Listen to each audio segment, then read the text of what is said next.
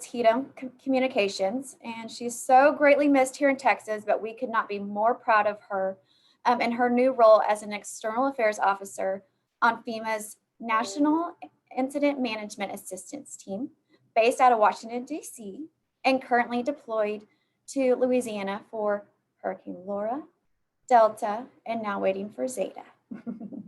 Next, oddly enough, she was previously just up the road in Leander, Williamson County, and we connected through social media.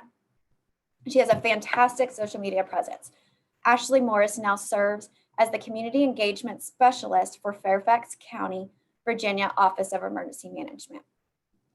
Our last but not least two panelists are unfortunately no strangers to disasters. They definitely, though, are amazing examples of resiliency, creative problem solving, and community engagement. Thank you, Michelle Tubbleville with Orange County Disaster Rebuild and Michelle Brewer with Hardin County Strong for joining in our conversation. I'll turn it over real quickly to our panelists to each introduce themselves, and then we'll get started with the Q&A session. We'll go in the order that we announced. Caitlin, you up first? Good morning, everybody. Caitlin Justison. I am currently in Baton Rouge supporting the Laura recovery, Delta recovery, and now we're prepping for Hurricane Zeta. I get to go home on Friday, so I will be returning to the Washington, D.C. area. I do miss Texas very, very much. I was with TDEM for the previous 2 years in Austin, Texas. More recently, I was with the Texas Division of Emergency Management Office of Media and Communications. Seth Christensen is the director for that section within the division. He's fantastic. I supported him from the point that we stood the office up in September of 2019. TDEM actually had never had previously an Office of Media and Comms, so we had the opportunity to create that vision, to build out the infrastructure of that section. We had some great projects that we were able to tackle, and actually learned a lot too. So I've only been with FEMA. I returned to the agency. I was with FEMA in 2017 during the Harvey recovery. I just recently returned. I onboarded on September 28th. So I've kind of got the dual perspective of state and federal service now. So any questions you guys have, I'm looking forward to this discussion and see what we got.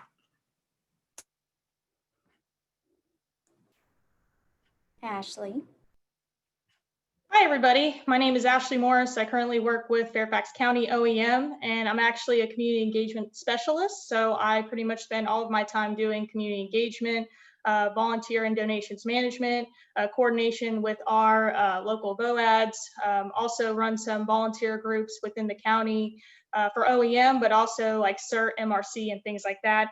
I also do all the digital communications. So I help run the Twitter, Facebook, and Nextdoor accounts for OEM. I work very closely with the Office of Public Affairs, doing things like that.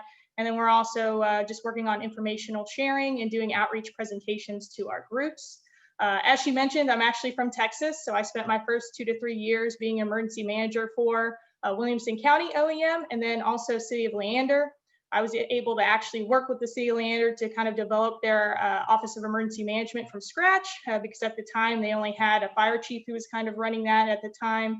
And I had a lot of great experiences kind of building our social media platforms and kind of using it in a way that wasn't being done up in Williamson County.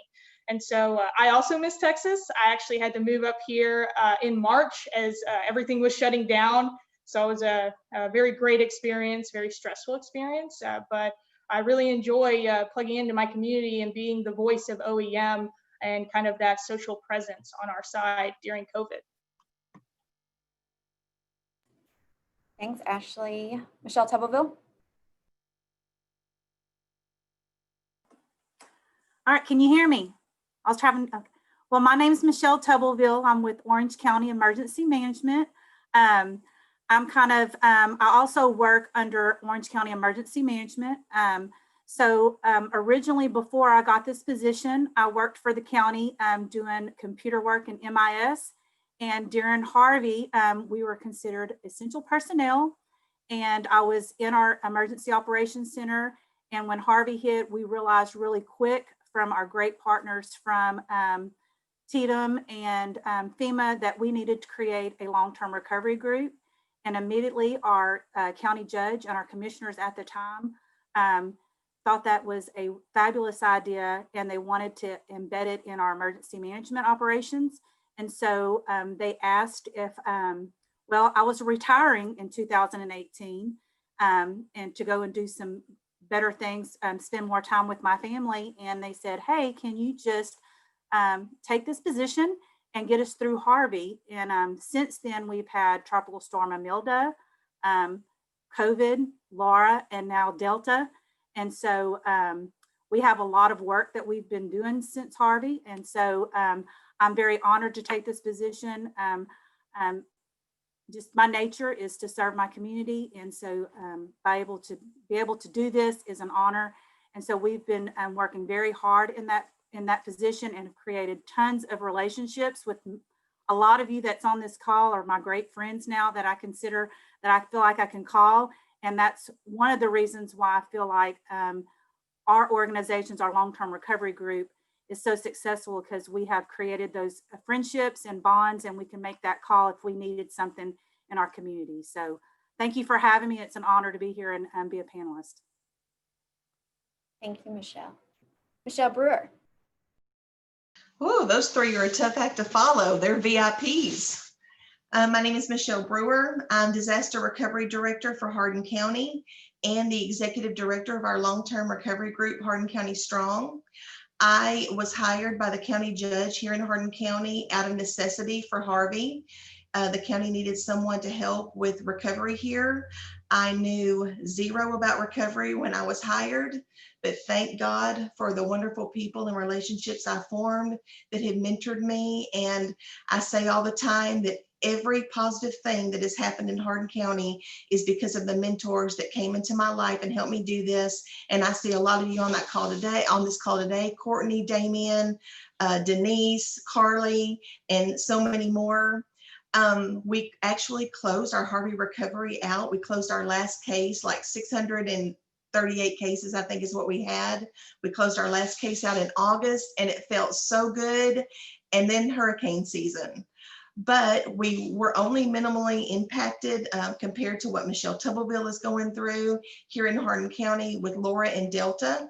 So I'm working those cases now, and just feel really blessed to be in the position I'm in. I love recovery, and I think I'm very thankful for the invitation to be here today.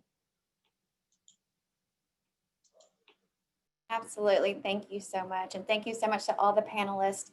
As you can see, we have a very wide variety of experiences, a lot of best practices and lessons learned amongst this group. And I have no doubt that they're going to be able to bring great insight to this conversation. So let's go ahead and get started. I'll kick it off. And again, for the group, I want this to be a casual conversation. I like to, like we always say, I like to keep it real. So please feel free to chime in, raise your hand, take off mute. If you do have something and you'd like to join the conversation, please feel free to turn your camera on as well. Now let's get started. Ashley and Caitlin, I wanted to pitch it over to you. As SMEs in this field, how has COVID really changed the way that you engage and communicate with either your community or your audience? I'll let Ashley kick it off. Oh, thank you. Okay, so I can go ahead and start. So like I said, I got to Fairfax County in March, and I actually started in April, and I'm a part of the community engagement group. And so my director actually came to me and said, hey, look, we're not doing any community engagement right now because everything is closed, right? We couldn't be in person, we couldn't go out and do anything. And so me and my team really had to sit down and kind of figure out a way to continue to engage people. We didn't know how long COVID would last. And as far as I checked, we're still dealing with COVID. So we really need to figure out a way to make outreach still continue on. And so we decided to start doing video outreach presentations using Zoom, using different platforms. We worked a lot with some of our other county agencies to pass our events on to them to kind of try to just send that out to our community to participate in that and disseminate that. We use social media a ton, really trying to get people to plug into our events that way, and really just trying to continue our message through digital means. We also did videos and other things like that. But really, COVID really did change a lot of our outreach from being that shaking hands and in-person kind of outreach to talking to each other on a screen, trying to share things via email, trying to do outreach that way. Echoing a lot of what Ashley said. So what we're seeing is local health departments and state health departments, COVID obviously is a pandemic, and it's of medical nature, correctly, right? So you want to amplify the efforts that are being put forth towards these local and state health departments on again, the state level. Federally, that's a little different. The CDC is obviously the one passing down that guidance, and it's being adopted at the local and state level.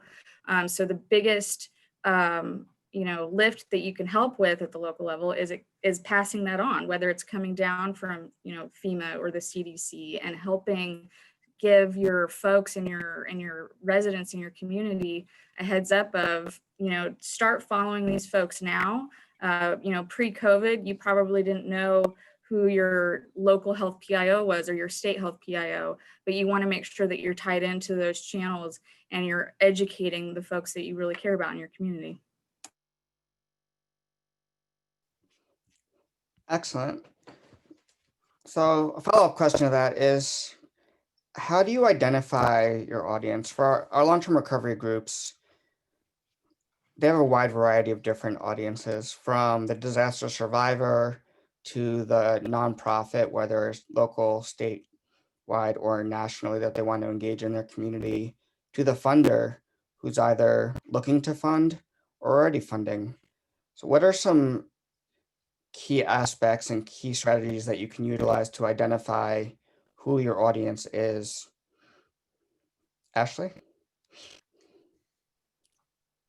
Yeah, so we actually have different kind of volunteer groups, but also community groups that are plugged into our community engagement division. One of the examples of that would be our BEOC. So that's actually our business and professional groups that are actually a part of this group. And what we would do to target information, because we know with COVID, like you said, we have information for survivors, we have information for economic recovery and businesses, we have information for government employees and things like that. We would target each group through those community groups and relationships that we have built previous to COVID, and we would pump information through that way. So OEM was meeting with our business group, weekly to say, hey, these are some of the changes coming down the pipe. Here are some of the funds, because we actually had an economic team in the county as a separate department who was working on figuring out ways to help them with different funds. So we were kind of working as that conduit to kind of get the correct information to the right groups through those pre-made groups. Other than that, we do a really good job in the county of doing data analysis on our residents. So having a good idea of what groups are living where in the districts, where our vulnerable populations are, what nonprofits we might have and who we're connected with. And really, just like I said, using those groups to pump information down the chain, because with community engagement, there's only 3 of us in OEM that are really in charge of doing that. And we serve 1.2 million people in our county. So for us to actually reach everybody with the information that they need to receive, we really need to plug into those and have them spread it out. So a majority of my work has been sending emails and posts and really assuring people that they're sharing that information, but also sharing the proper information from us and not rumors on social media or other things that they might be hearing. Awesome. So a key takeaway from that for me was utilize volunteers. If you're an executive director of a long-term recovery group and you're a staff of 1 or a part-time staff of 1, you don't have to do it all yourself, that you can leverage volunteers.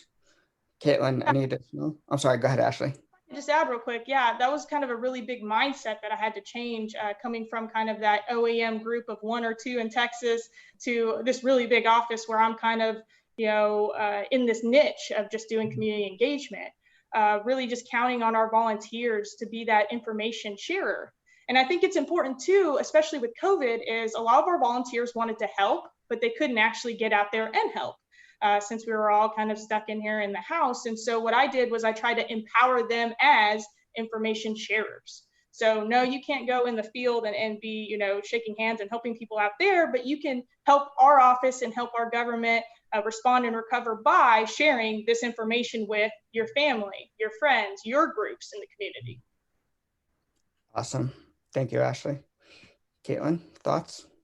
Yeah, to add to that, I think going back to the how do I message from the donor perspective, the volunteers perspective, and the survivor perspective, I would locate 3 individuals that you trust and create your board of directors off that perspective. So look to them, say, hey, I really trust your perspective into this. Would you mind providing me with some tips or insight in how we can best message on behalf of the donor side, or on behalf of the volunteer side, or on behalf of the survivor side, because you can look to those folks to provide you with the content that's relevant to that audience. And those messages intertwine really well. So I would recommend that. Awesome. So leverage the relationships you already have. Awesome. Absolutely. Those are great points. Thank you so much. Michelle Tabouville and Brewer, y'all have both established such strong long-term recovery groups within your communities. Y'all are very well known. Y'all have done a fantastic job at that. But especially with the recent disasters, what have y'all seen to be the biggest challenges with that community engagement piece due to COVID? It's completely changed the way that we respond to disasters. Well, I'll speak on that. A lot of things have changed, especially from Harvey to Laura. For my experience, one of the things is getting volunteer groups here to actually come and help because of the scare of COVID. That's our biggest challenge. But back in March, whenever we realized that COVID was a real thing, we had actually a volunteer group here rebuilding homes at that time, and they had to leave early because they were afraid what was coming down, and they were afraid about going back and wanting to get back home to their families. So I immediately started thinking, okay, hurricane season's around the corner. How are we going to get people here and make them feel safe, right? And so I've reached out to we have a big refinery group, and of all our donors that have donated previous to Harvey, we needed funds to be able to get PPE, some hand sanitizer, and some machines of some sort, the fog machines, to be able to make our volunteers feel safe if we get hit by a disaster during this pandemic.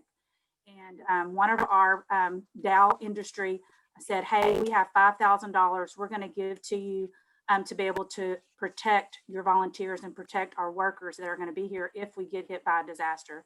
And of course we did. We got hit by Laura and Delta. And so we were able to provide those things. So we're able to, that was one of our protective things that we decided that we needed to do to protect our volunteers and our people locally and regionally that would come in. And so we were very fortunate. We did take that action, but it's still really hard. So we're still doing Harvey recovery, and now we're doing Laura and Tropical Storm Imelda. We immediately went to Zoom meetings because we did not want our survivors to be stopped because of the pandemic. And we still had the funding, but we found ways around it. And so we are still able to do our unmet needs meetings, be able to provide that to our survivors with all of the storms. And then also during Laura, with the help of Tatum to help me make sure it was done safely, we were able to do a multi-agency recovery center, had a great response, and we were able to do it outside in a park through a drive-through. It was done very well. And I'm so fortunate because a lot of you on this call, I was able to partner up with, and those, especially our regional in Southeast Texas, Michelle Brewer and Ann from Jefferson County Long-Term Recovery Group immediately called me, and they were able to help me to make this a success. And so I'm very fortunate. We have a great relationship, and we help one another. And that's another key thing, is help find a different view of and make things happen during a pandemic, and you can make it happen. And we did, and we were able to help some survivors. We're still doing that. I've reached out to the Houston area. Actually, they reached out to me. The Texas Congressional Association has got probably around 50 people to help me call, all the ones that have actually registered through Crisis Cleanup through Laura, and we're able to do a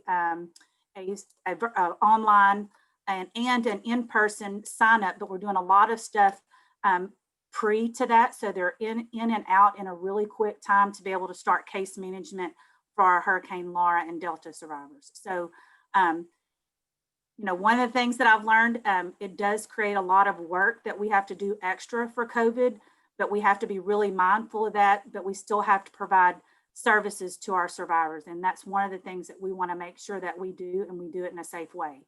So we're very proud of that. Absolutely. Completely. And I think that, like I said earlier, the disasters aren't stopping. And Michelle Tubbleville, if y'all haven't been to their Office of Emergency Management, they have an amazing facility that they're able to put on, unfortunately, way too many marks, multi-agency resource centers, but they have fantastic marks and they're known for having these events. And so when Laura hit, it was, oh, okay, well, what are we going to do? And it proved the value of that creative problem solving that I think recovery groups are so lean on and have to, because she did the first the first mobile mark that we had seen, at least in FEMA Region 6. We reached outside of that and we couldn't find anybody that had done one. And it worked really well, and was able to provide that assistance to the survivors that was so greatly needed, but in a unique way. And so I applaud you for that, because it ended up being a fantastic event, and really got the attention to the survivors. It got the resources to the survivors in a modified manner. So congrats. And, you know, that. I have to give a shout out to all the volunteer agencies that came out and participated in that. They were very gracious, and they came out and they were very mindful too of COVID, and we were able to spread out in a way that people could drive through, and the survivors plus the volunteer groups felt safe of doing that in an environment that worked very well. So it was everybody as a coordination. It worked really. It was absolutely. Brewer, y'all, as well as Tubbleville, y'all are known for doing so many unique fundraising and public engagement events. Y'all are, again, integrated within your communities and all that you do. What does that look like, and how has that changed since COVID? What adaptations are you making?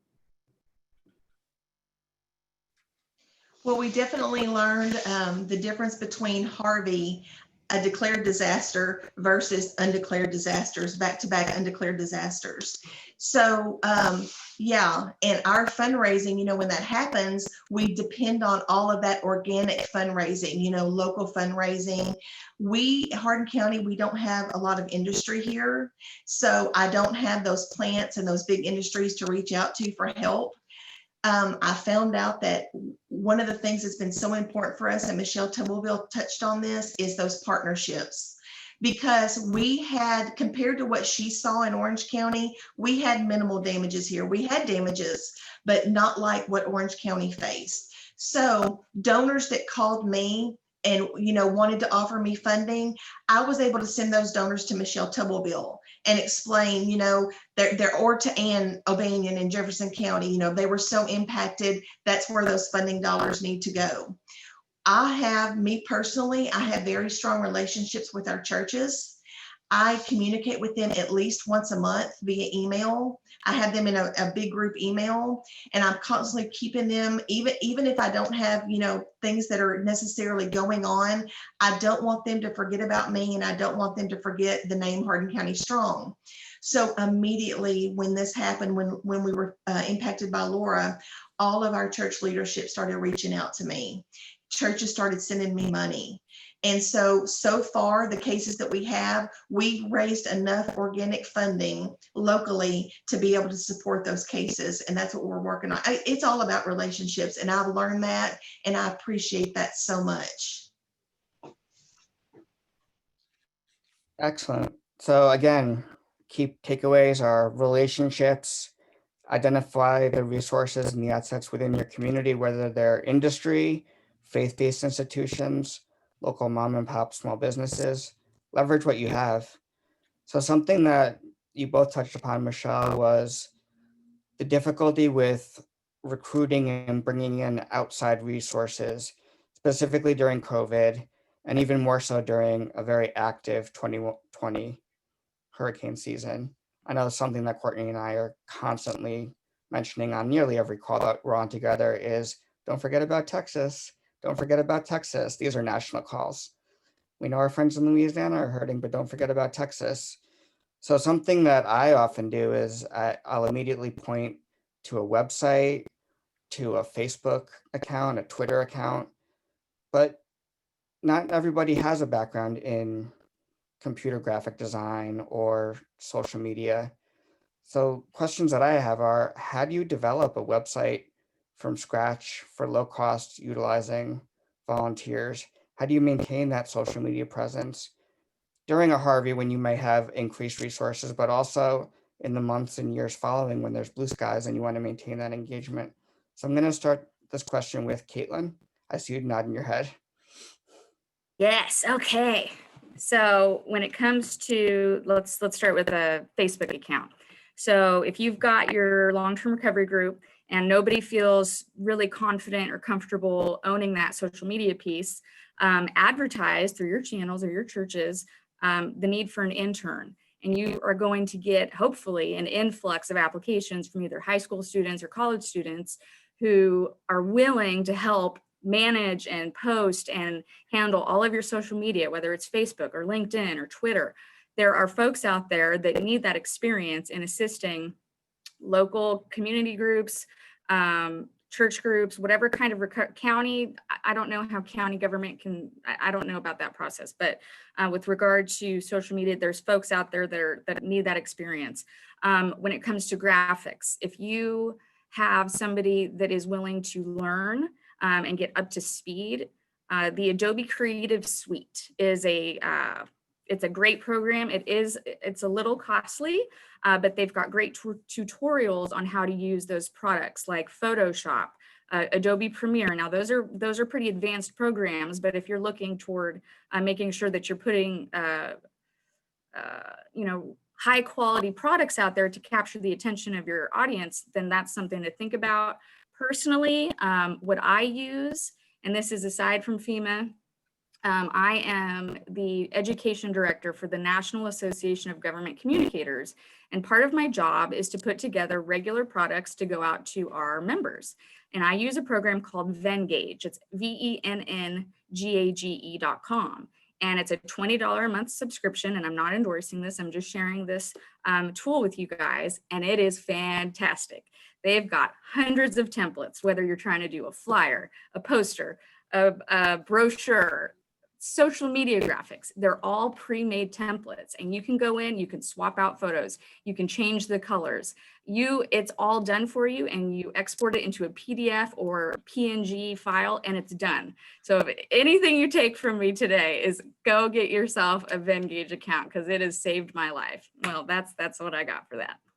So Caitlin, is that similar to Canva, which I know internally at One Star, that's what we utilize? And that's what the tip and trick that Tubblecville taught me was Canva as well. And I love, it's free. I don't know if anybody's ever used it. I always use that one as well, but I'll have to check that one out, Caitlin. Yeah, yep, they're very similar. Okay, perfect. No, that's fantastic. And I was like, Michelle, like, you make this look legit. And she's like, oh yeah, get on this website. It's free. And I'm like, wait, what? And she's like putting together all these flyers and newsletters. And and they looked legit. And so, yeah, okay. So I'll have to write that one down as well. But yeah, no, that was definitely something that Tubblecville taught me that I have kept in my toolbox. I did put a link to Vengage in the chat. And then Jonathan Wiggins from City of Houston says that Inkscape and GIMP are free programs that mirror Adobe Illustrator and Photoshop. So Ashley, what are your thoughts? Yeah, so I was going to endorse or say, participate in Canva. So I learned Canva back in Texas, and then I use it now And you can actually do video graphics and a bunch of different things, animations. It's really endless and it's free. They have a premium account, but I don't pay for the premium. And so that's kind of what I use for my agency graphics. Also, if we're talking about volunteer groups or even OEMs that might be strapped for people who have a lot of time to do social media, looking at social media schedulers can be helpful for certain things. Obviously, during incidents, you don't want to be scheduling things because your messages can come and go and change and things like that. But I use Hootsuite to help manage some of that. It really helps me with a lot of my time crunch and stuff like that. I'm not sure how much the county pays for it or not, or if you can do a free version, but that's another tool that I use. And then two, I want to kind of encourage people to consider volunteers. I have experience doing virtual operations support team work. And so basically that's taking a bunch of really passionate volunteers, training them in social media, but also social media report digging for situational awareness, for storm damage photos and things like that. I would bring them in, give them social media training, and then put them to work because they want to help you, they want to participate. That's another great way to kind of have somebody help you monitor social media, dig up intelligence, look for rumors, and do that side of social media, because that side really does require almost like a 8-hour to 24-hour presence, where usually as an emergency manager or as a volunteer manager, you have a lot of other duties over here. So having that go-to poster and then having some people help you with that is something that I would encourage. Awesome. Thank you, Ashley. I did add a link to Hootsuite in the chat and also a link to VOST, Virtual Operations Support Team. We actually utilize them for Hurricane Harvey. There are some national VOAD members that are part of the VOST cohesive, and we utilize their volunteers heavily during Harvey just to mine where are all the VRCs, Volunteer Reception Center, where are all the donations warehouses. And rather than me sitting there on Facebook when doing a million other things, we have these great volunteers from around the country that were doing it, and as well as amplifying our messaging. So great point, Courtney. Well, and everybody knows that if you work with me very long out in the field, I don't ever want to tell a volunteer no that we don't have a job for them. And especially with COVID, being able to give them an opportunity to support and be a part of the recovery process is something that's so meaningful to our communities and to our volunteers. And this is whether it's through data mining or actually being able to create a post, whether it gets approved, and then can go to OEM or to the long-term recovery group to get approved, but being able to draft those posts and those messaging, it also gives that sense of community to those volunteers, and they feel that involvement, because so often if you don't have a Hardin or Orange County, the long-term recovery group might not be as engaged with the community, and it gives them that personal feel of, oh, well, I know Miss Susan's over there helping them, and those are good people, and we can listen to that. And so it gives a little bit more fidelity, not even coming from OEM, but it gives them that we know who those people are. We know that they're from within our community, and we know that that there's people that just care. It's not somebody that this is just their job. It's somebody that cares, and being able to bring our volunteers together, especially during COVID, is so important. So those are great points, because it is so, to me, I never want to tell a volunteer no. Sometimes we want to fire them, we want to redirect them, but giving them a sense of, you're now data mining, you're over here creating posts, because we all know in response, that's not something that we really think about always in the forefront. We're putting out fires, hurting cats, but it's the messaging is so important, and throughout the various stages of recovery. And so, no, volunteers are definitely being able to give them a job, a role, with boundaries sometimes, is very important. So volunteers, I'm all for it. Michelle, y'all have amazing social media presences, web pages. You very clearly lie out, this is how you volunteer, this is how you donate, this is our story, this is where we're going next. If you need help, this is where you go. And that's so important, to be able to give that clear messaging through social media or through your webpage. I always know what's going on within your communities. I have no doubt I know when Salvation Army is there doing a food drive, or if Texas Baptist Men's, they're doing a feeding event. I know what's going on with your communities. Could y'all give a little bit of your experience of what that's looked like, being able to tell your story, things that you think about when you're creating posts or your web pages?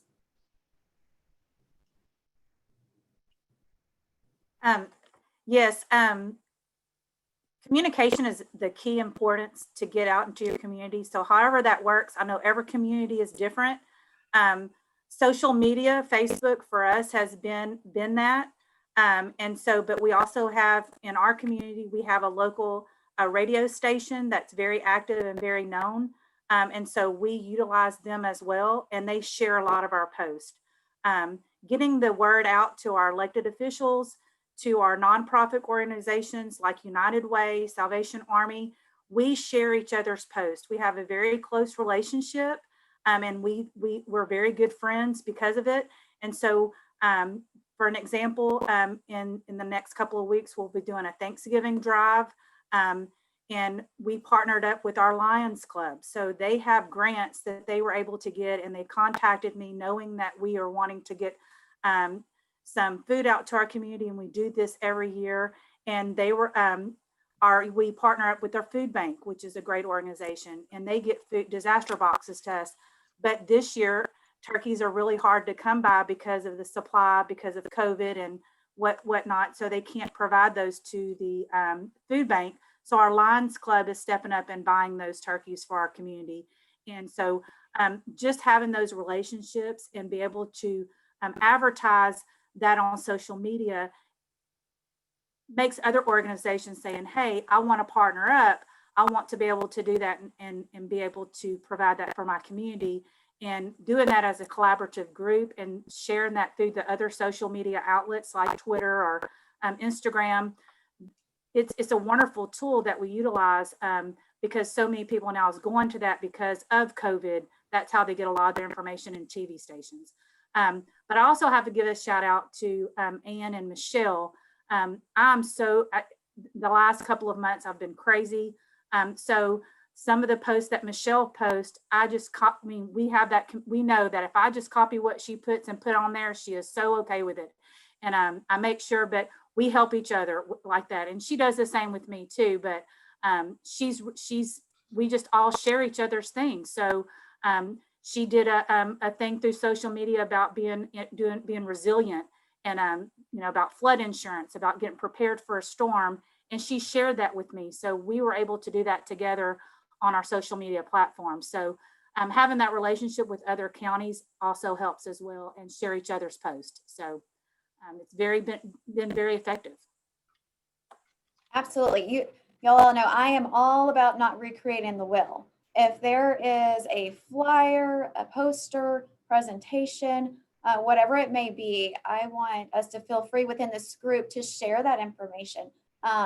There's no point if we have a good product, and I'm so thankful that the Tubleville and Brewer and Jefferson with Billy and Ann and Jefferson and Billy and Newton and Jasper and Ann and Jefferson are able to have that relationship and close knit, being able to share that information and lean on each other. And as a state, for the groups that don't have neighboring counties and those relationships, let's definitely lean on each other, share information.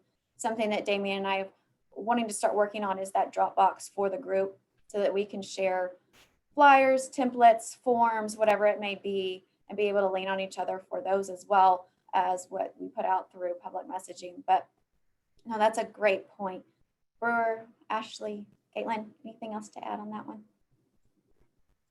Yeah, I had a couple things to add. When I do posts that I really want to get out there and kind of get that engagement and get extended to the rest of the community, I like to tag my public safety partners.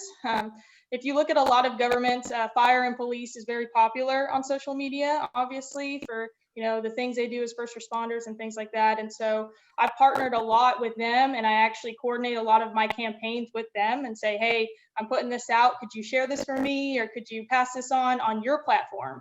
And so making those relationships within your government or your partners is also really helpful to do that.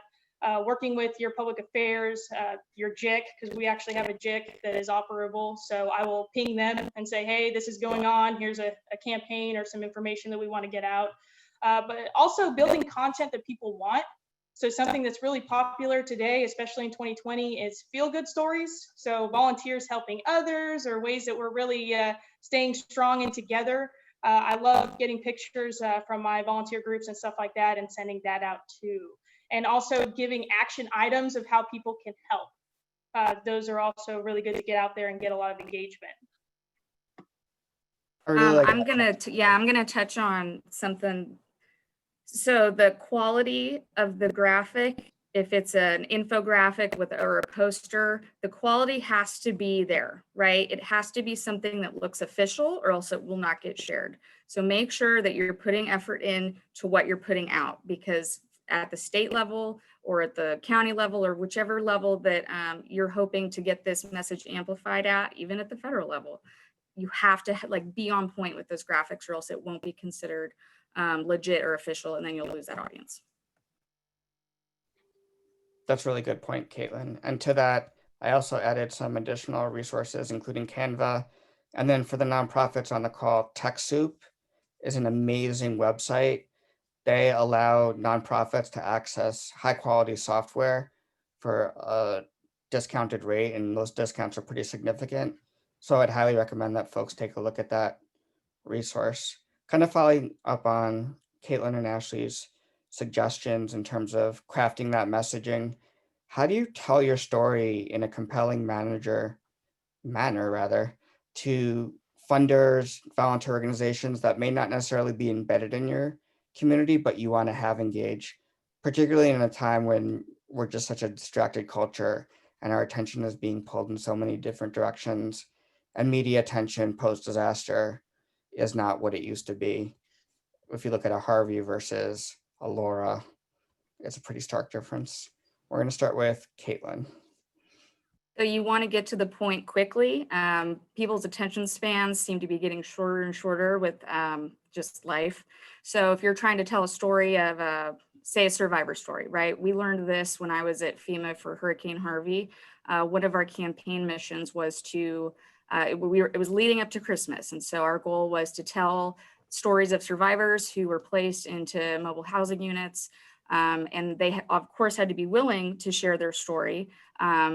But the point is, it's not necessarily, they talk to this person and this person and this person. It's the overall picture of the story. It's how you convey that message. You want to make sure that the time that you are taking from folks, whether they're volunteering this information to you, which can be very sensitive, that you're doing them justice and you're putting the point across clearly. And that's just with regard to sharing survivor stories. So that's just something to think about. Is just get to the point, convey it clearly, do them justice, and you'll capture people's attention. And with regard to donors, they'll feel more, possibly encouraged to step up and say, I want to be a part of this because I just heard firsthand this person's experience and how maybe I can assist in future survivors' road to recovery. Awesome. Thank you, Caitlin. And before we move to Ashley, just real quick, Caitlin, I know you guys were incredibly successful with the Harvey Facebook page. I know that was kind of a unique occurrence for FEMA, but you had a lot of engagement. Can you kind of talk at a high level as to how you were able to engage survivors through that platform? Because I thought it was really well done. That's actually how Damien and I met. I interviewed him live. Facebook Live was actually a tool that my leadership allowed me to develop. It was it's like probably one of my highlights of my career. And what we did was we took subject matter experts from across FEMA state organizations, and Damien came on behalf of One Star. And you have to know who your audience is. And our audience was Harvey survivors. And they had very pointed questions. And again, it's get to the point. Don't waste these people's time or else you'll lose their attention. So we educated them on the different programs right from the SMEs that are in charge of distributing those. So Elizabeth Redfern is with IA. So you guys have probably heard her name quite a bit. She came on and just provided the facts of the program, how it works. Survivors commented directly on those threads, At some times we were able to address them directly offline. We took their questions. We had an IA, an individual assistance, not a call taker, but a representative who actually did follow up with survivors directly. They got their name and their information and followed up and gave them some information about their case. So the FEMA Harvey Facebook page was extremely successful. I have not seen another disaster-specific Facebook page become created. Again, I might be wrong, but you have an audience there. And again, it's just get to the point and be clear and provide factual information, and you'll capture their attention. And you had thousands, if not tens of thousands of followers, if not more? Probably, yeah. They did invest some dollars into outreach and paid advertising. That is something that is hard to get signed off. So I've always resorted to organic promotion of any Facebook page or any social media, just because it's you just bypass all the paperwork and everything that you need to get done for paid advertising. But with Harvey, we definitely wanted to amplify that message as much as we could, and we invested in that effort. Awesome. Thank you, Caitlin. Ashley, Can I what do just you add thought? one thing, Damien? I'm sorry. Go ahead. Go ahead, Michelle. I just want to say, we're in a small community, and very early on, I knew that I was working to gain the trust of people that were following me.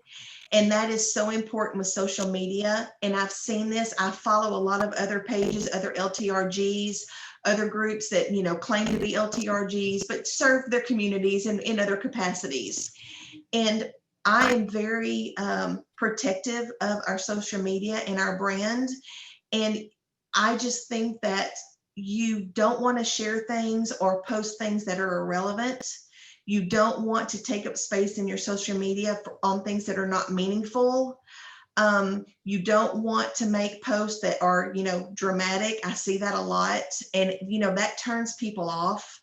And also, I'm also very careful about organizations, even locally, that I partner with, because if you, take on their brand and share it through social media and let the community know that you're partnering with them on that platform, and they are operating in ways that are distasteful, that can affect you too. So those are all things that I have learned kind of the hard way.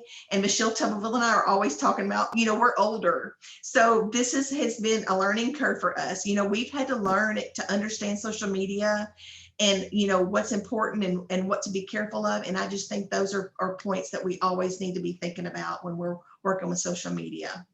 That's a really good point, Michelle. And actually, just last week, I think it was Courtney and I were having a very similar conversation, because there's somebody that works in our sector who a lot of us are friends with on Facebook, but come to find out, not many of us have actually met or worked with. And because of that, because we're friends socially, we just kind of all assume that, like, oh, they're vetted, they must be good. They're friends with Courtney, they're friends with Damien. So that's a really good point. You really need to vet the organizations and or individuals that you're going to be engaging with professionally through these social media platforms. That's a really good point. Ashley, additional thoughts? Yeah, I'll add on that. I think trust is super important. There's a lot of information being thrown around. A lot of people are producing information. You want your brand to be respectful. You want to be the trusting authority. And also, when I make posts, I always try to think, how could someone take my post the wrong way, right? So we're always trying to kind of guide or guard against how we're crafting messaging, what we're sharing. A key to that is knowing who's following you. So knowing your audience, knowing what they want.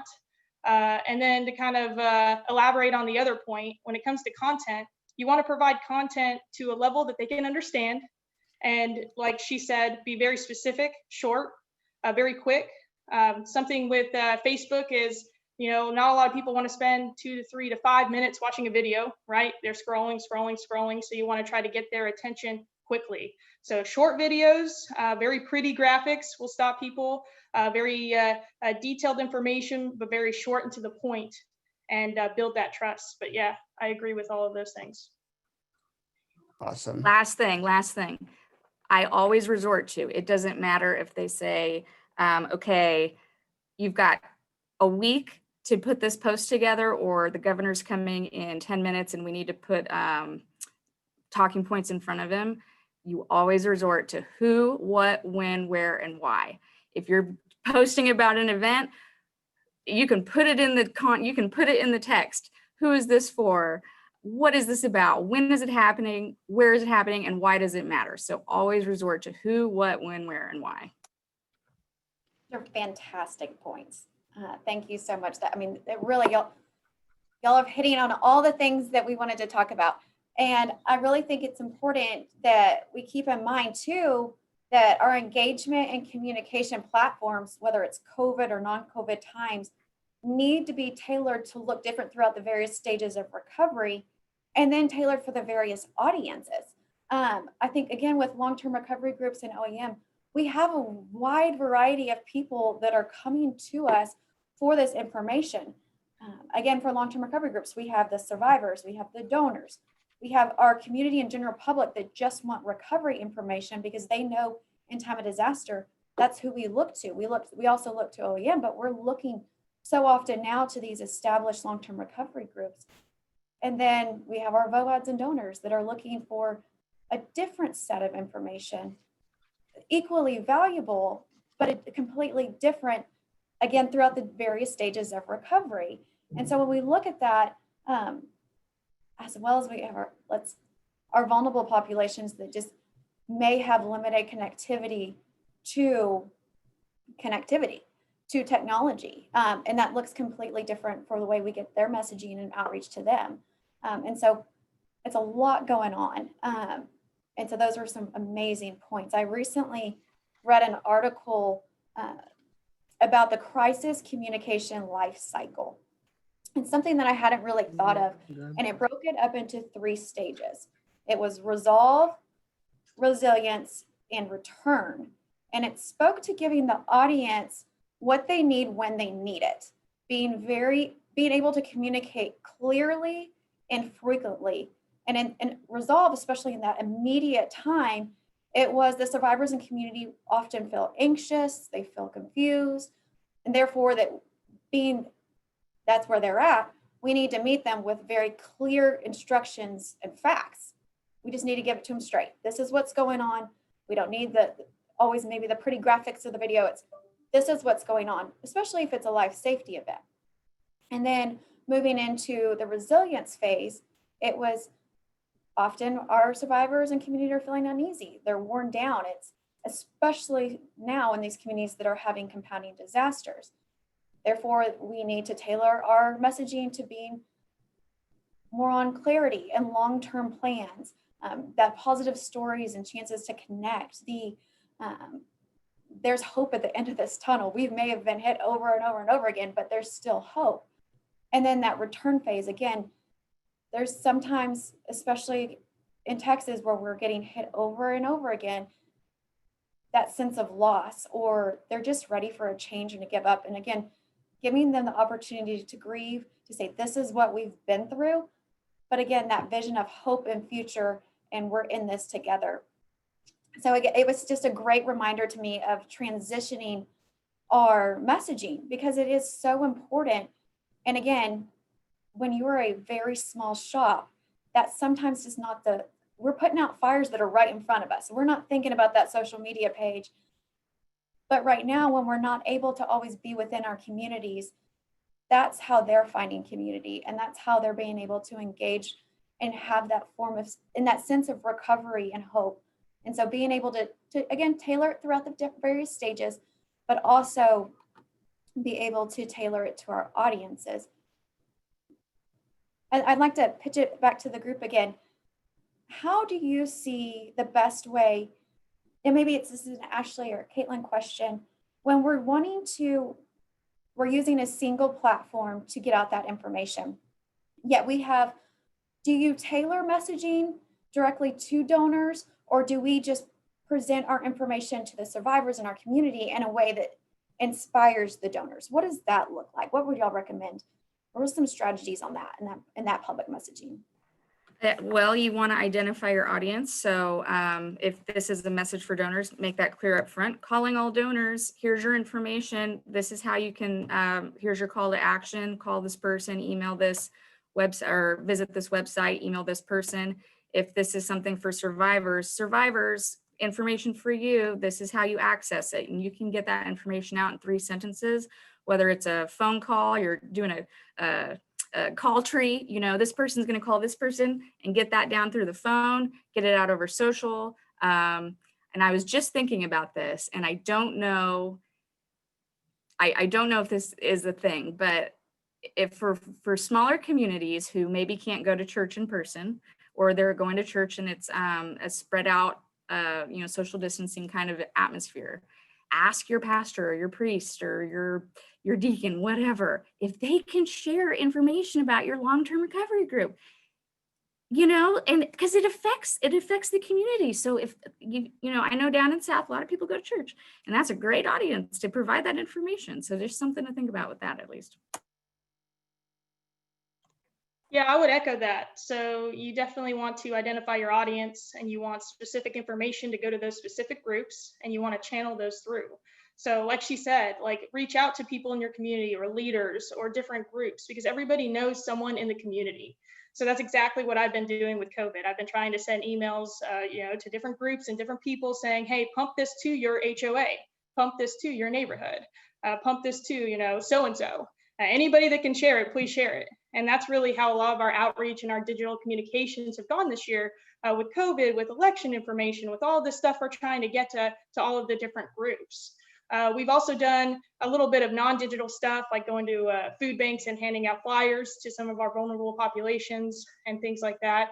But yeah, I think definitely tailoring your information and trying to pump it through those channels is the best way to reach everybody.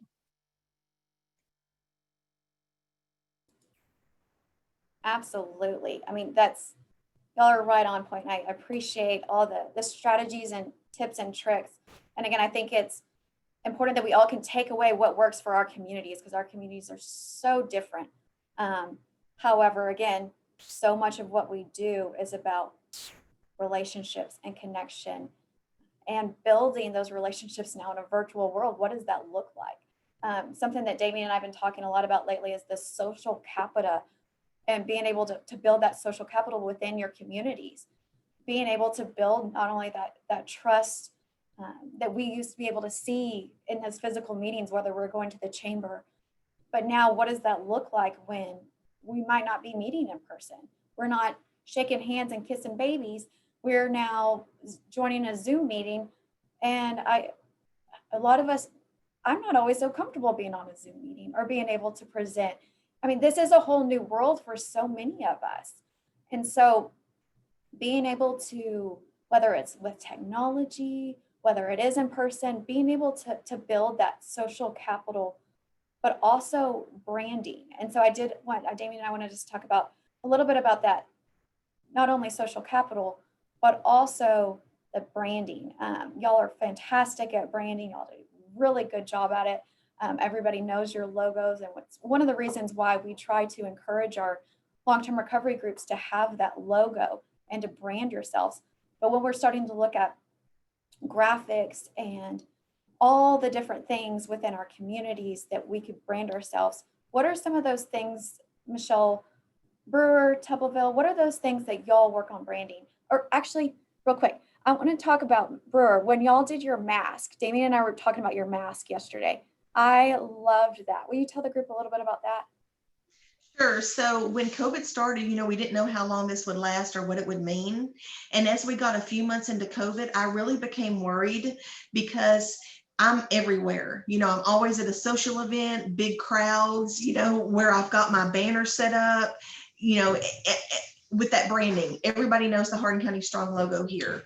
We do food distributions, and we have been able to do 2 of those, and I took full advantage of both of those. I have a big banner. We did those on a main state highway, and I put our Hardin County Strong banner out on that highway. So I had 3 hours of highway presence, with our logo, and then had our logo set up inside the parking lot where we were doing. So every car that went through that distribution, we served 500 families at each one of those. Every one of them are seeing that logo.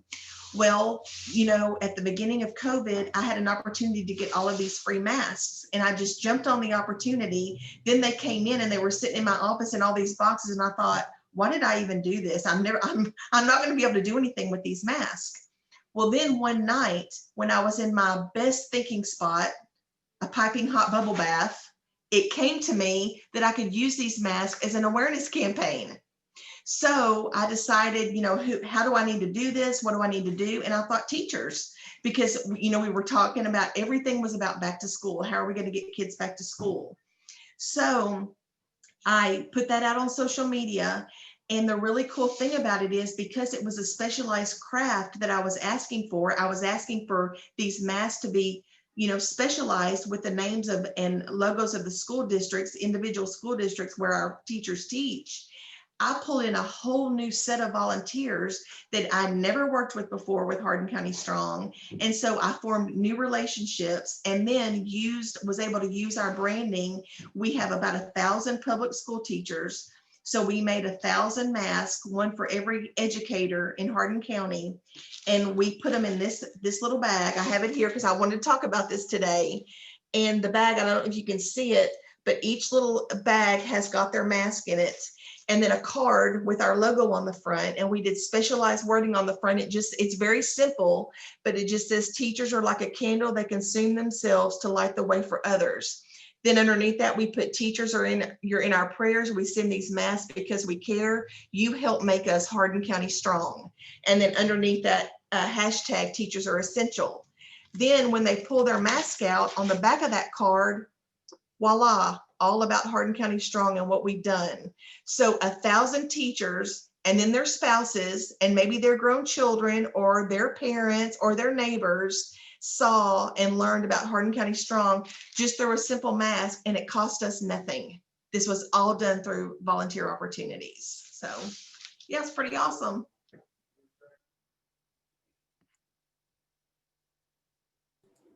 Oh no, it's amazing. And again, how did I know about it? Through social media. You were able to post on social media at the school with teachers, presenting them these masks and telling that story.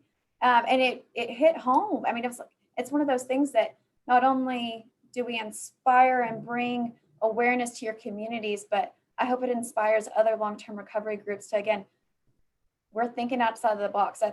We've always had to in disaster recovery, and now even more so with COVID.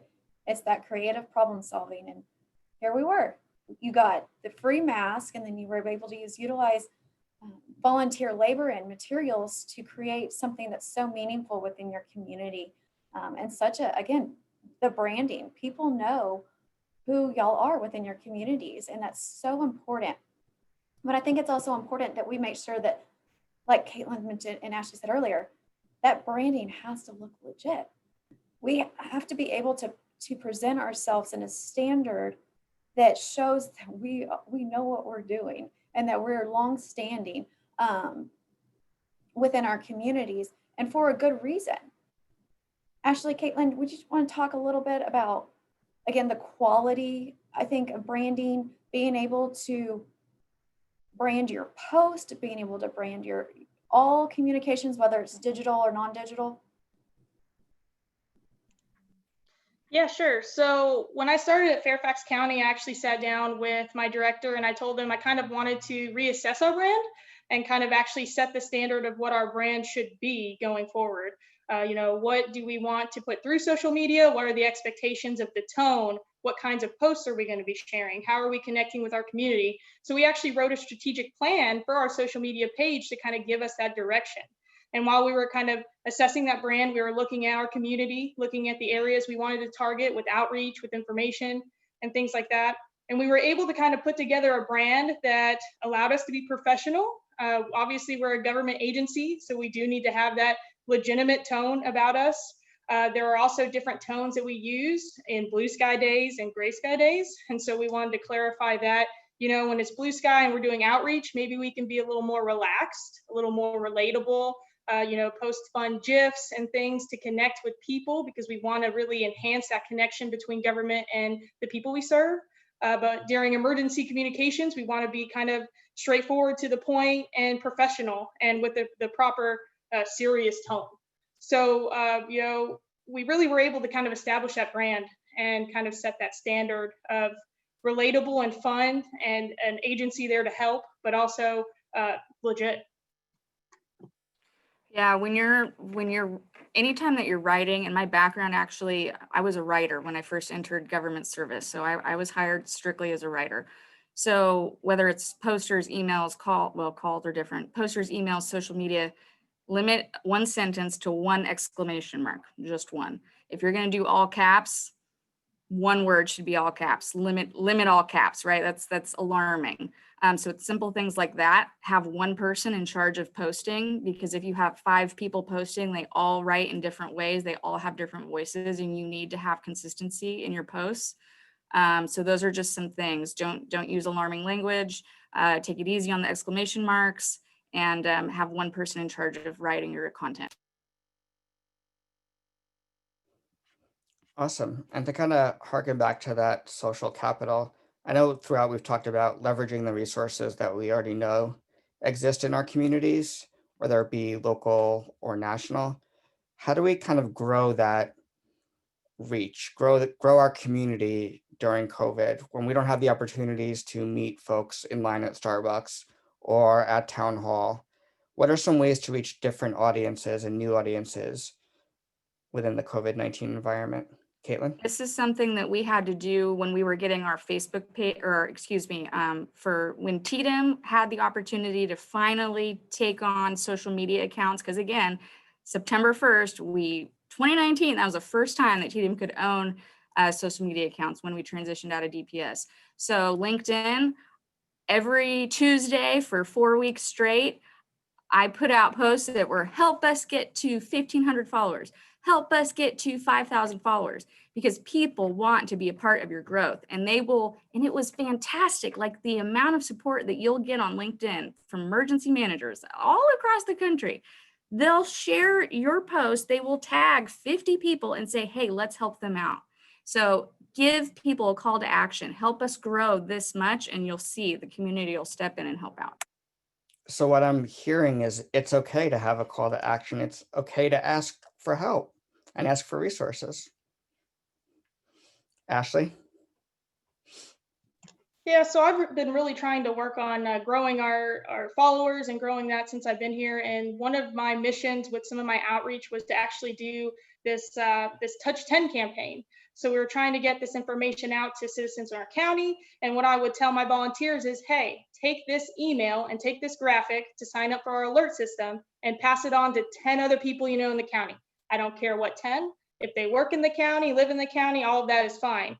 And I typed up a message to go along with the Touch 10 campaign, which was, hey, once you get this, sign up for the alert system and you pass it on to 10 more people. So it's kind of like those silly text messages that we used to send in middle school, you get it, send to 10 people. Trying to just send things digitally and trying to just get out into the population was kind of my big goal with that, because we can't be out there shaking hands and giving out postcards. Other than that, I think tagging agencies, like I kind of mentioned before, I've been really tagging a lot of different county agencies and also volunteer groups that we haven't really worked with. Usually if you tag them, they see the notification and they kind of look into you like, oh, well, what is this? And you can actually get them to also follow you, share your information and stuff like that. So don't be afraid to put yourself out there. Don't be afraid to say, hey, we are trying to really grow our base. It's really important that people follow us for emergency information, for volunteer opportunities, or however we're trying to serve people. And then kind of help your friends help you by giving them the call to action to kind of spread your information. Awesome. Really great advice. Michelle Brewer, Michelle Toboville, any additional thoughts? One of the things that I was going to tag on what Ashley was saying is that you do tag even when someone gives you a donation or you're getting someone in the house, you tag in all those organizations that help you, because once you tag that organization, every friend that they're friends with sees that post. Even it might be another organization that might have not been connecting with you, will reach out and saying, hey, how can I help? It also gives awareness. So some people, believe it or not, you feel like you've turned over every stone to make sure your whole world knows what you're doing, but there's always that one person going, I have no idea how or that you even existed. And to this day, I still get that going. I didn't even know Orange County Disaster Rebuild existed, but we felt like we've connected with everyone in our community, but somehow there's always that one. So, but when you tag and you give those organizations credit or those donors recognition, it always brings awareness to someone else that wants to help. And then that's that avenue. They'll call you and say, hey, I saw this post. What are you all about? And that gives you an opportunity to explain what your organization's about and what you do for your community. We got a lot of that in Laura. They saw all our posts leading up from Hurricane Harvey and Tropical Storm Imelda. And so when Laura hit, they knew that the disaster funds, they wanted it to come to Orange County Disaster Rebuild because of all the posts and the things they've heard us do. And we're able to help our community through those two disasters. So tagging people in your post and making it clear and short and sweet is the key. So it's been very helpful for us. That's a really good point, Michelle, about tagging. And I know that I follow a lot of the National VOAD member organizations and agencies and a lot of national partners. And to this day, they're still reposting things from Hurricane Harvey long-term recovery groups within their organizations because they have vested interests in our communities. And what better way than to spread your name and brand nationally even than to be tagging those organizations. Michelle Brewer, any additional thoughts? A couple of times a year, we do the sponsored Facebook post, where you pay for that sponsored post, and we'll run that. It's fairly inexpensive, like $100. And I always see our numbers go up when I'm running those. It engages new people and it works for us. And so I try to do that a couple of times a year. I just did one for Laura. Awesome. Great advice. Courtney, additional thoughts, questions? I want to touch on the different social media platforms real quick, the strengths and weaknesses. So I've met Ashley through Twitter. I love Twitter. Now, I know Caitlin is not the biggest fan of Twitter. Do you have an account yet? I don't know if you have an account yet. And so I always laugh that in communications, because I love Twitter, that's where I find my quickest information. However, I know there are a lot of people that don't utilize Twitter.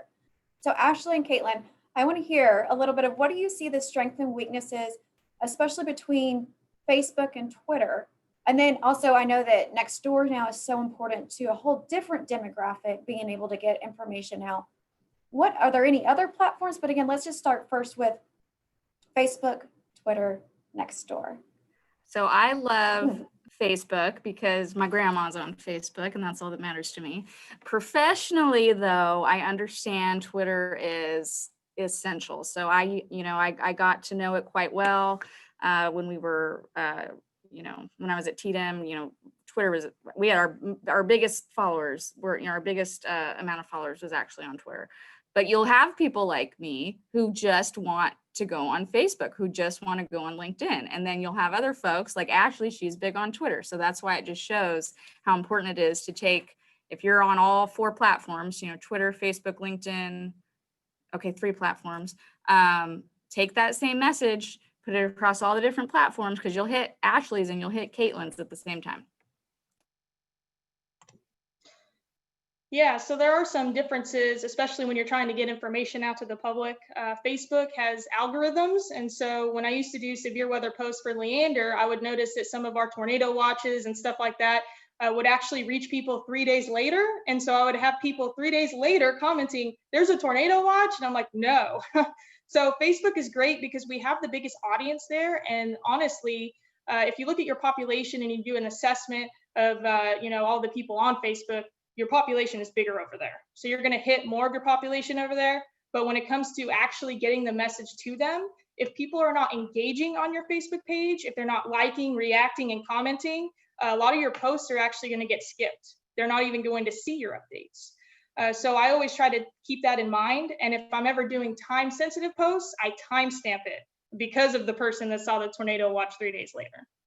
Twitter is not like that. It's very, respectful to time, and it actually is in chronological order for the most part. I have seen that they've been starting to do a little tweaks to the algorithm, which is a problem, but it's still better than Facebook for that. So for Twitter, I like to do my formal releases and like threads and stuff like that with shorter character limits. For Facebook, I've been trying to do more of the engagement when it comes to feel-good stories, critical information there. And then LinkedIn, I haven't done a ton of, but I think it has value, especially in our professional field with trying to recruit or even get people to be involved on a professional agency level. What about Instagram and what's that new one with the videos of people dancing? I don't know. I'm Oh, also TikTok? to engage like younger volunteers. Is that something that anybody I utilizes? need a Tubbaville Brewer TikTok ASAP in my life. But also Nextdoor. I think we need to talk about Nextdoor because that is something that is growing. It's completely different. Again, demographic. I'm on all of the different platforms, but I know that that's a way that a lot of, especially it's like an HOA for the communities being able to share information. And a lot of people look to that now. And it's not always, again, on the forefront of our mind because it's not the Facebook or Twitter. Yeah, so I use Nextdoor to recruit for events. People who are on Nextdoor are usually very conscious of their neighborhood. They're usually those volunteer people and those people that are very observant or they really want to take action. So when we have outreach events, if we have volunteer opportunities or anything related to that, they are very successful if you put them on Nextdoor. Another thing for like emergency messaging, if you have like a boil water notice or evacuation or something, it's very helpful because you can do it based on neighborhood. And they can also get the notification. So for land or fire, we had a public safety page and people could be alerted for public safety messages. So if we had a boil water, we would go in there, choose the neighborhood and kind of put the post in there and it would notify them to check it. But I will say with Nextdoor, because they're getting notified and getting notifications of our posts, I never wanted to blow them up and post, 10 different posts on outreach and other stuff that might not be as relevant. So I'd always kind of try to stick to those important updates and opportunities. So I think that we need to create something that you can post in one platform and it goes to all of them. Because I could see 8 hours a day going to LinkedIn, to Facebook, to Instagram, to Nextdoor. But I think with Instagram, you can post on Instagram and it goes out to Facebook. But I've never heard of Nextdoor.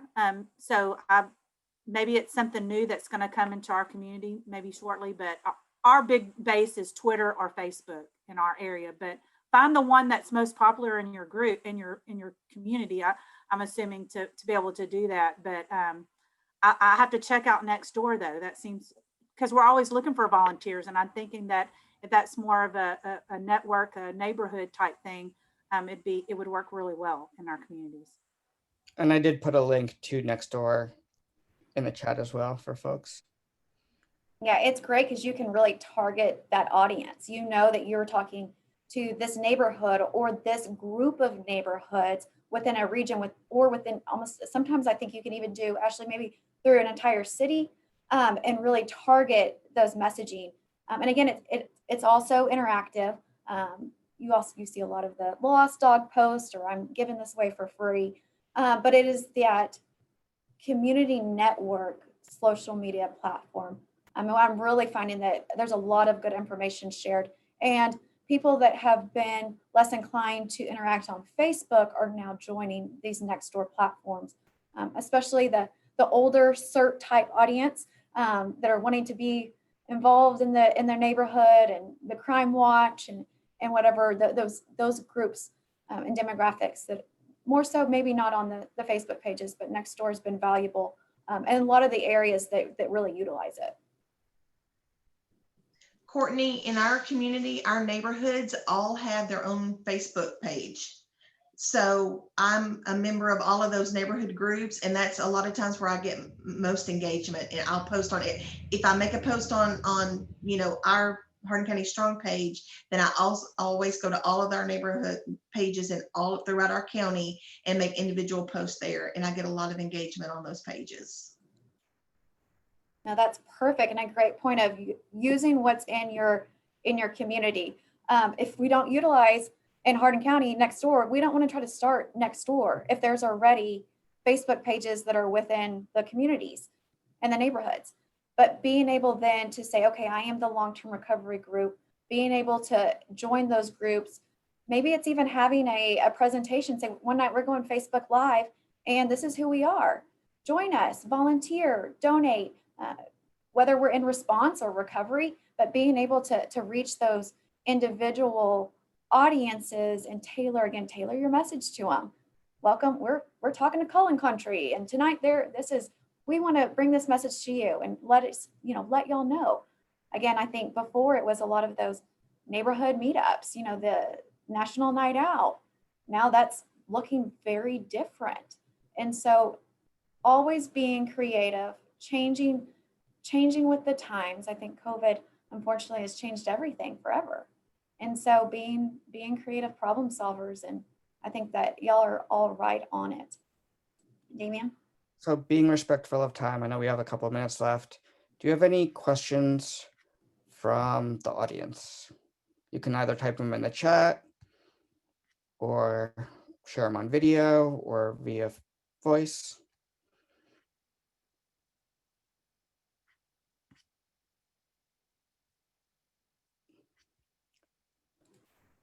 None? Since there's quiet, I think one of the last things while we have a few moments, I wanted to talk about was the engagement with the local Office of Emergency Management with our long-term recovery groups. Whether it's right before the disaster, we're waiting for the storm to hit if it's a hurricane, or if it's in that immediate response, long-term recovery. I think Michelle Brewer and Tubbaville have it very unique and a platform and way that we're really encouraging long-term recovery to group, but being underneath that structure of the county and working and integrated within the Office of Emergency Management. It has shown just how sustainable it has made y'all, how resilient y'all have that backing.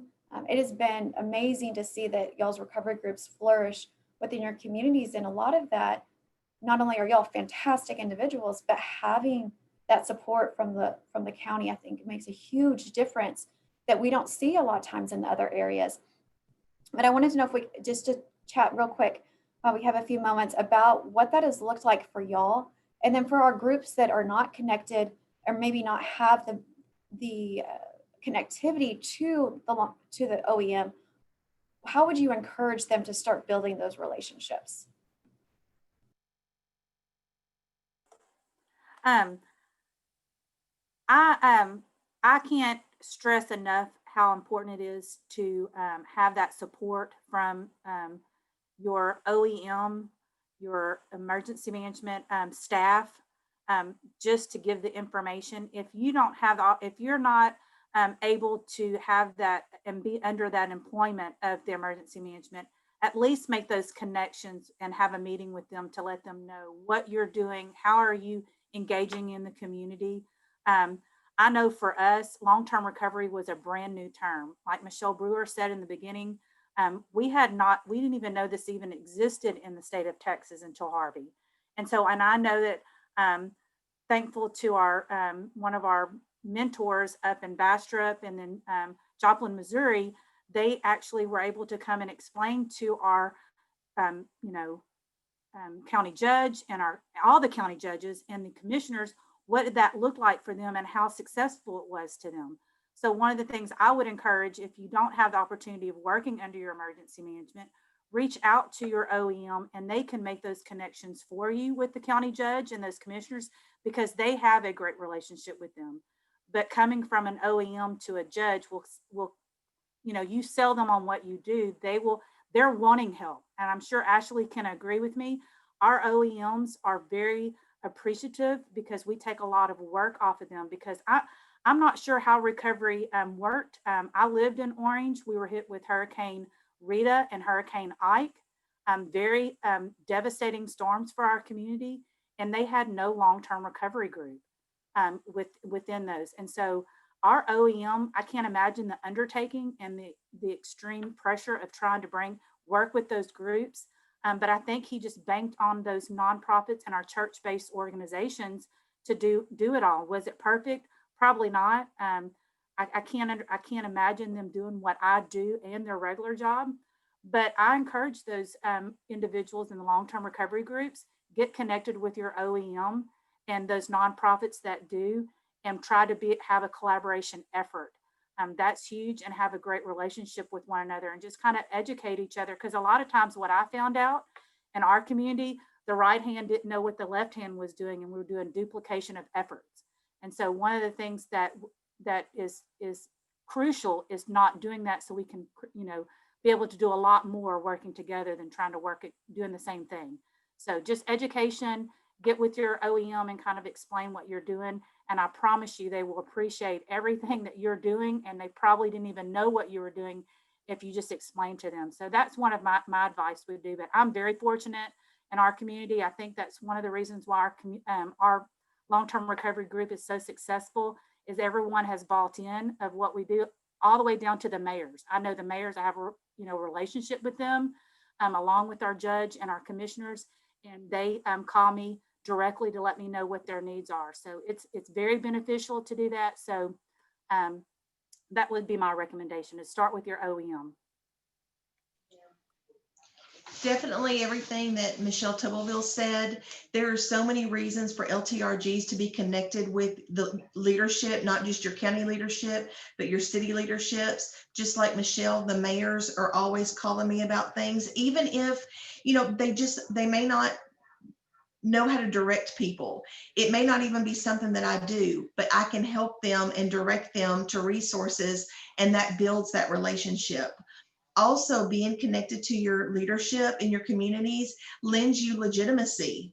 When your community, if you have a trusted county leadership, and we definitely have that here, if you're connected with them and they see you working together, then that lends legitimacy to your organization. That trust is immediately there. With me, the county judge is my boss. I oversee our LTRG. So, people trust me. They know that I'm accountable to somebody that they trust. And that got me in the door, when I was new dealing with all this. There's so many reasons why. When you have a disaster, you can take your needs to your OEM, and they can get you resources very quickly that, it may take you a couple of weeks, you can get them, but it may take you a couple of weeks to get there. But if you have that connection with your county leadership, city leadership, they can get you those resources just like that. I would add definitely to approach OEM. I know as an OEM, sometimes we don't always think about recovery planning and recovery as much as we need to. I would say that as a field, we really need to do a better job of thinking recovery, thinking planning, plugging in those groups that are going to help us with recovery, understanding that the process is going to take years and we're going to need that help. So definitely approach OEM, and then you can consider approaching Chamber of Commerce as well if you're interested in helping out businesses or anything like that. They have a very nice network of local business. And as an OEM, I like to be plugged into Chamber of Commerce. So I have that segue of information to my private sector. As an OEM, though, we actually do some planning in my agency. We have a pre-disaster recovery plan that we've worked on, and we've really tried to plug in nonprofits, recovery groups ahead of time. And then in hopes of when we actually activate that plan and we're looking at recovery, we would actually help direct that. An important part of recovery and being successful doing recovery, I think, is having a coordinated effort, like they kind of echoed earlier, making sure that everybody is working together to recover and not kind of in their own silos. So I think opening that door to coordination is definitely going to start with your OEM and just plugging into your local government.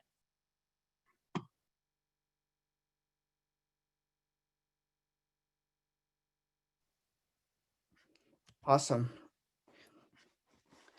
Any last questions from folks on the call?